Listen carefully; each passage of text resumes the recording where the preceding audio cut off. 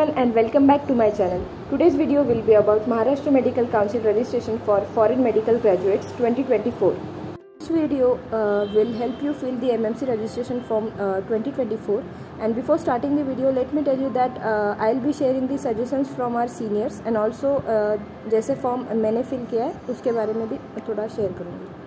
तो सबसे पहले आपको MMC वेबसाइट पर जाना है, उसके बाद आपको ये वाला इंटरफेस दिखेगा। उसके बाद आपको राइट हैंड साइड में जो कॉर्नर में दिख रहा होगा RMP लॉगिन, उस पर जाना है।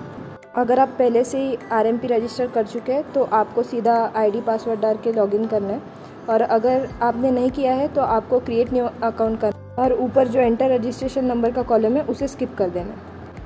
क्रिएट न्यू अकाउंट पर क्लिक करने के बाद आपको कुछ इस तरह का इंटरफेस दिखेगा। इसमें जो पहले 2 कॉलम्स हैं उसको आपको स्किप करने MMC रजिस्ट्रेशन नंबर और डेट को, बाद में अपने पर्सनल डिटेल्स भर देने हैं और उसके बाद आपको पासवर्ड क्रिएट करना है और रजिस्टर पर क्लिक करना है। आफ्टर दिस आपको फिर से एक बार RMP लॉगिन में जाना है और अपने जो रजिस्टर्ड ईमेल ID और फ़ोन नंबर यूज़ किया है और पासवर्ड जो क्रिएट किया है उसे यूज़ करके आपको लॉगिन करना है। आपको मेल ID या फिर आपके फ़ोन नंबर पर OTP आएगा और OTP एंटर करने के बाद आपको कुछ इस तरह की स्क्रीन दिखेगी। In this you have to choose the services of application and after that the registration of FMG. Then here choose provisional registration foreign graduate. So this is the application form and it has total 4 steps. Step 1 is about personal details. So I recommend you to fill the personal details as per your passport. उसके बाद step 2 में आपको आपकी 10th, 11th और 12th class की details भरनी होती है, जिसकी मोस्ट ऑफ द इंफॉर्मेशन आपको अपने पासिंग सर्टिफिकेट्स में मिल जाएगी। सो बेसिकली ये इन्फॉर्मेशन आपको सर्टिफिकेट से इस फॉर्म में फिल करनी है।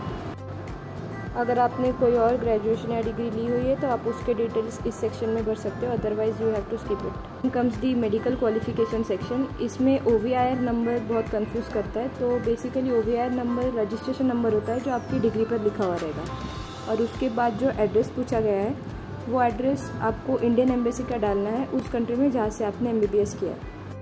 उसके बाद रजिस्ट्रेशन वैलिड फ्रॉम वो डेट आपको डालनी है जो आपकी डिग्री पर दी गई है, और रजिस्ट्रेशन वैलिड अप टू आपको उसी डेट के 10 साल बाद वाली डालनी है। After saving and submitting this details you will enter the step 3 that is passport details.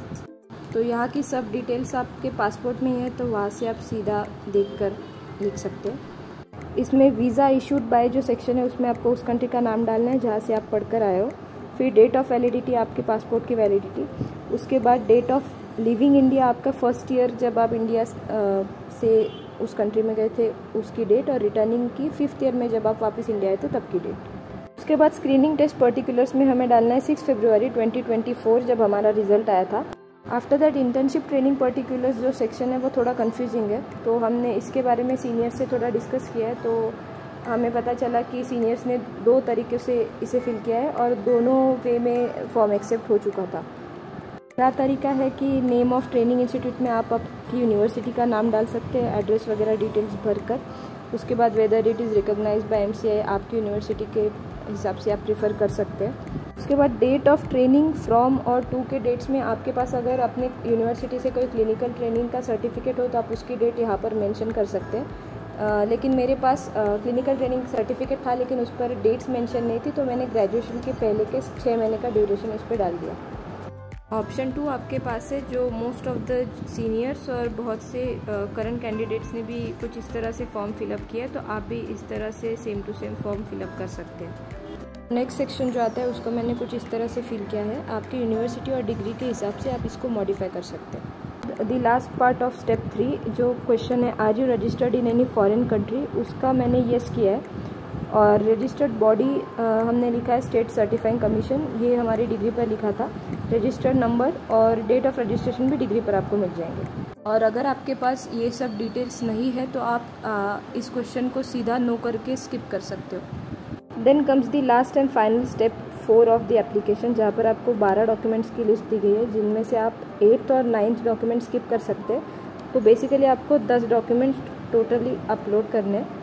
सो यहाँ पर है सजेस्ट कि पहले से ही मेक अ फोल्डर जहाँ पर आप इन डॉक्यूमेंट्स को रिस्पेक्टिव साइजेस और PDF और JPG जिस किसी फॉर्मेट में मांगा है उसमें आप ऑलरेडी सेव करके रख सकते हो, ताकि आपको फाइल्स को चूज़ और अपलोड करने में कोई दिक्कत नहीं आएगी। दिस हमें सिंगल टाइम चूज़ फाइल और देन अपलोड, ऐसा 10 बार करना है हर एक फ़ाइल के लिए।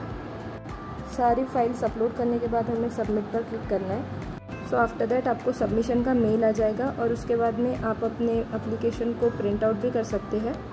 इनकेस आपको अपने एप्लीकेशन में कुछ चेंजेस करने हो तो आप डॉक्टर्स प्रोफाइल पर क्लिक कर सकते हैं और वहाँ से आप अपने एप्लीकेशन को मॉडिफाई और एडिट कर सकते हैं। So that's all about the MMC registration form. Hope you find this video helpful. Thank you.